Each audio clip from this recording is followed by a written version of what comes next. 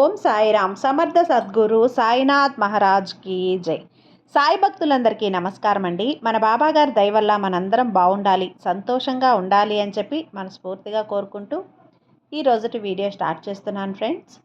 ఇక ఈరోజు వీడియోలో మనం చూడబోయేది ఏంటి అంటే, తల్లి, నా బిడ్డకు అపాయం తలపెట్టాలనే ఆలోచన వచ్చిన వారిని తప్పకుండా నేను శిక్షించే తీరుతానమ్మా. ఒక్కసారి నువ్వు ఈ సందేశాన్ని విను, వారు ఎవరో నువ్వు తెలుసుకో, వారి గురించి జాలిపడు బిడ్డ అని చెప్పి బాబాగారు అయితే మన కోసం ఒక మంచి సందేశాన్ని తీసుకొచ్చేసారండి. ఆ సందేశం ఏంటి, ఆ సందేశం రూపంలో బాబా గారు మనతో ఏం చెప్పబోతున్నారు అనేది ఆయన మాటల్లోనే వినే ముందుగా మన ఛానల్ని కనుక కొత్తగా ఎవరైనా చూస్తూ ఉన్నట్లయితే ప్లీజ్ సబ్స్క్రైబ్ చేసుకోండి ఫ్రెండ్స్. వీడియో నచ్చితే కనుక లైక్ చేయండి, షేర్ చేయండి, కామెంట్ చేయండి, కొంచెం సపోర్ట్ చేయండి. ఇక వీడియోలోకి వెళ్ళబోయే ముందుగా మనకు బాగా తెలిసినటువంటి గురువుగారు, మనకు తెలిసిన గురువుగారండి. షిరిడి సాయిబాబా ఆశీస్సులతో జ్యోతిష్యం చెప్తున్నారు గురూజీ సుబ్రహ్మణ్యం రాజు గారు. నెంబర్ 1 వశీకరణ స్పెషలిస్ట్. వీరి మొబైల్ నెంబర్ 9908224144. ఎలాంటి ప్రాబ్లం ఉన్నా సరే కేవలం ఫోన్ ద్వారా పూజలు చేసి పరిష్కరించేస్తారు. నేరుగా వెళ్లాల్సిన పని లేదు, పర్సనల్గా మీట్ అవ్వాల్సిన అవసరం కూడా లేదు. ఉన్న చోటనే కదలకుండా, మూడో కంటికి తెలియకుండా మీ మొండి సమస్యలను సైతం మీరు పరిష్కరించుకోవచ్చు. ప్రేమ, పెళ్లి, ఉద్యోగం, రాజకీయం, విదేశీ ప్రయాణం, ధనం నిలకడగా లేకపోవటం, భార్యాభర్తల మధ్య గొడవలు, ఆస్తి తగాదాలు, అప్పుల బాధలు, స్త్రీలు పురుషులు ఎటువంటి గుప్త సమస్యలున్నా సరే నెంబర్ 1 వశీకరణ స్పెషలిస్ట్. మీ మీద, మీ ఇంటి మీద చెడు ప్రయోగం జరిగినా, చేసి ఉన్నా కూడా నరదృష్టి, నరగోష్ట, సంతాన సమస్యలు, భార్యాభర్తల మధ్య, లవర్స్ మధ్య అనుమానాలున్నా, అపార్థాలున్నా, థర్డ్ పర్సన్ ఉన్నా సరే, అత్తాకోడళ్ళ మధ్య సఖ్యత లేకపోయినా ప్రతి ఒక్క ప్రాబ్లంకి చక్కటి సొల్యూషన్ ఇస్తున్నారండి. మీ వివరాలన్నీ కూడా సేఫ్ అండ్ సెక్యూర్గా ఉంచుతారు. మీకే కాదు, దేశ విదేశాల్లో ఉన్నవారు ఎలాంటి ప్రాబ్లమ్స్నైనా సరే పరిష్కరించుకుంటున్నారు. ఎంతోమంది విదేశాల్లో ఉన్నటువంటి వారు, దిక్కుతోచని పరిస్థితుల్లో అయోమయ స్థితిలో ఉన్నవారు ఇప్పుడు గురువుగారికి కాల్ చేసి వాళ్ళ ప్రాబ్లమ్స్ని సాల్వ్ చేసుకొని ఈరోజు హ్యాపీగా లైఫ్ లీడ్ చేస్తూ చాలా సంతోషంగా ఉన్నారు. కాబట్టే స్క్రీన్ మీద ఉన్నటువంటి నెంబర్కి ఒక్కసారి కాల్ చేయండి. మీ ప్రాబ్లంని గురువుగారితో పంచుకోండి. ఖచ్చితంగా గురువుగారు మీ ప్రాబ్లంకి సొల్యూషన్ చూపిస్తారు. ఇక వీడియోలోకి వచ్చేస్తే, తల్లి, నా బిడ్డల గురించి ఎవరైతే చెడుగా ఆలోచిస్తూ ఉన్నారో వారందరికీ కూడా నేను ఈరోజు వాళ్ళని పెద్ద శిక్ష అనేది విధించబోతున్నానమ్మా.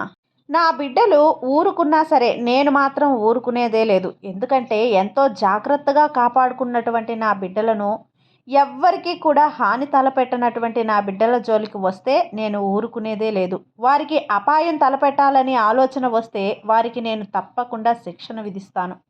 ఆ శిక్ష ఎలా ఉంటుంది అంటే, అతి భయంకరమైనటువంటి రోజులు వారి జీవితంలో రాబోతూ ఉన్నాయి.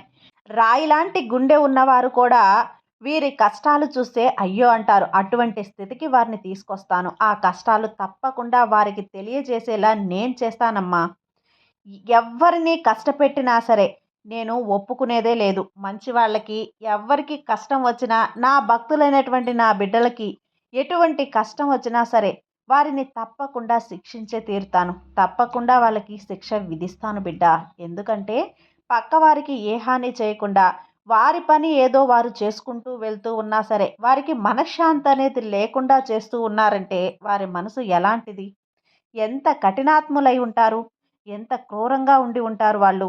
వాళ్ళకి తప్పకుండా శిక్ష పడాల్సిందే. నా భక్తులైనటువంటి నా బిడ్డలందరూ కూడా పోనీలే అని ఊరుకున్నా సరే నేను మాత్రం ఊరుకునేదే లేదు తల్లి. ఇప్పటి వరకు చూసి చూసి తెలుసుకుంటారేమో అని చెప్పి ఇన్ని రోజులు నిరీక్షించాను. కానీ నా బిడ్డ కన్నీరు కారుస్తూ ఉంటే నా గుండె రగిలిపోతూ ఉంది. వాళ్ళకి తప్పకుండా శిక్ష విధించే తీరుతాను. నా బిడ్డను ఎవరైతే కష్టపెట్టారో, ఎవరైతే నా బిడ్డ గురించి చెడుగా మాట్లాడుతున్నారో వాళ్ళకి అంతకంతా అనుభవించేలా చేస్తానని మీకు మాట ఇస్తున్నాను బిడ్డ. తల్లి, నువ్వు అనుకున్నట్లు ఇప్పుడు నీకు చెడు సమయం నడుస్తుందమ్మా. అది నీ వల్ల వచ్చింది కాదు, నువ్వు చేసిన పనుల వల్ల ఎదురైంది కూడా కాదు.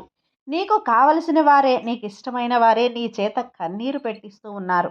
అది ఎవరో చెబుతాను, ఇప్పుడే విను. చూడమ్మా, ఒక విషయాన్ని గుర్తుపెట్టుకో. ఎవరైనా సరే నిన్ను బాధ పెట్టినా, అవమానించినా బాధపడుతూ అక్కడే ఆగిపోవద్దు. నీ సమయాన్ని వృధా చేసుకోవద్దు. వారి గురించి ఎక్కువగా ఆలోచించొద్దు. అసలు వారి మాటలను పట్టించుకోకుండా నీ పని నువ్వు చేసుకుంటూ, నీ లక్ష్యాన్ని నువ్వు సాధించు. వారిని నీ బాబాకి అప్పగించు బిడ్డా. వారితో నీకు పని లేదు. అప్పుడు వాళ్ళే నిన్ను చూసి భయపడతారు. నిన్ను చూసి తలదించుకుంటారు. ఇలా వాళ్ళకి నీ గెలుపులో సమాధానం ఇవ్వు. చూడు తల్లి, నువ్వు ఎప్పుడైతే వారిని పక్కన పెడతావో, వారి మాటలు పట్టించుకుంటావో, అదే వారికి ఒక పెద్ద శిక్ష అవుతుంది. గుర్తుపెట్టుకో. నీ చుట్టూ ఉన్న వారిలో కొంతమంది నీ దగ్గర ఒకలా, నీ పక్కన మరొకలా మాట్లాడుతూ ఉంటారు. వారెవరో కూడా నీకు తెలిపే ఉంటుంది. కానీ నువ్వు పెద్దగా పట్టించుకోవడం లేదు తల్లి. కానీ అలాంటి వారితో చాలా జాగ్రత్తగా ఉండాలమ్మా. తప్పకుండా పట్టించుకోవాల్సిన విషయాలు అవి. వాటిని పక్కన పెట్టొద్దు. ఎవరు నీకు చెడు చేయాలి అని అనుకుంటారో వారితో చాలా జాగ్రత్తగా ఉండాలి. మోసం చేయటం వారి తప్పైతే మోసపోవటం ముమ్మాటికి నీ తప్పే అవుతుంది. ఎవరు ఎలాంటి వారో తెలుసుకొని నడుచుకోవాలి కదా. నేను ఎన్నో సందేశాలు నీకు పంపుతూ ఉన్నాను. వాటిని అసలు పట్టించుకుంటున్నావా? ఎవరు నీ నుంచి ప్రేమను ఆశిస్తున్నారు? ఎవరు నీ నుంచి డబ్బును ఆశిస్తున్నారు? ఇవన్నీ కూడా వారి వారి మాటల్లో నీకు స్పష్టంగా తెలుస్తాయి. కొద్దిగా గమనించాల్సి ఉంటుంది. వారు నీ ముందు చాలా మంచిగా నటిస్తున్నారు తల్లి. ఆ నటన ముందు నీ నిజాయితీ ఓడిపోతూ ఉంది. ఒకసారి కాదు, రెండుసార్లు కాదు. ఎదురుపడిన ప్రతిసారి నువ్వు ఓడిపోతూ ఉన్నావు. కానీ ఏదో ఒక రోజు ఆ నటనకు నీ నిజాయితీ మంచి గుణపాఠం చెప్తుంది. అది ఎప్పుడో తెలుసా? వారి నిజస్వరూపం నీకు తెలిసినప్పుడు. ఎవరు ఎలాంటి వారో నువ్వు ఆలోచించినప్పుడు తప్పకుండా వారికి గుణపాఠం చెబుతావమ్మా.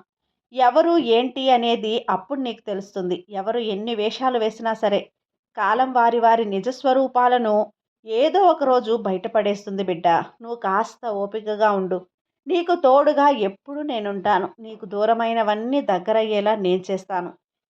ఇకనైనా సరే ఆ కన్నీళ్లను పక్కన పెట్టి ఆనందంగా ఉండు తల్లి. అతి త్వరలోనే నీ బంధాన్ని నీకు దగ్గర చేయబోతున్నాను. ఇది నేను నీ కోసం మాట్లాడుతూ ఉన్నానమ్మా. తర్వాత ఇకపై మీరిద్దరూ ఎప్పుడూ కూడా జరిగిపోయిన సంఘటన గురించి, మీకు జరిగిన చెడు గురించి మాట్లాడుకోవద్దు. దానికి కారణమైంది ఎవరైనా సరే, మీ దంపతులలో ఎవరైనా సరే వాటిని ఎత్తి చూపొద్దు. అలా మాట్లాడితే మళ్ళీ మనస్పర్ధలు రావచ్చు. అలాంటి పరిస్థితి పొరపాటును కూడా నువ్వు తెచ్చుకోవద్దు బిడ్డ. మీ ఇద్దరి మధ్య దూరానికి కారణం గొడవలే కదా తల్లి. మీ ఇద్దరి మధ్య ఆ వచ్చిన గొడవలే. కానీ అవి రావటానికి కారణం ఎవరో తెలుసా? వారికి నిన్ను దూరంగా ఉండమని చెబుతూ ఉన్నాను. నువ్వా నేనా అని పోట్లాడితే మనస్పర్ధలే వస్తాయి. సర్దుకుపోతూ ఉంటే జీవితం ప్రశాంతంగా ఉంటుంది. ఎవరైనా సరే ఒకరు కోపగించుకున్నప్పుడు మరొకరు తగ్గాలి. అప్పుడే ఆ జీవితం ప్రశాంతంగా ముందుకు నడుస్తుంది. కోప్పడిన వారు కూడా వారి తప్పును వాళ్ళు తెలుసుకుంటారు. అర్థమవుతుందా? ఇక ఎప్పుడూ కూడా మీ మధ్య ఆ సన్నివేశాలు, సంఘటనల గురించి గుర్తు తెచ్చుకోవద్దు. మూడవ మనిషి మాటలలో మీ మధ్య మనస్పర్ధలు పెంచుకోవద్దు. జాగ్రత్తగా ఉండాలమ్మా. ఒక్క విషయం గుర్తుపెట్టుకో.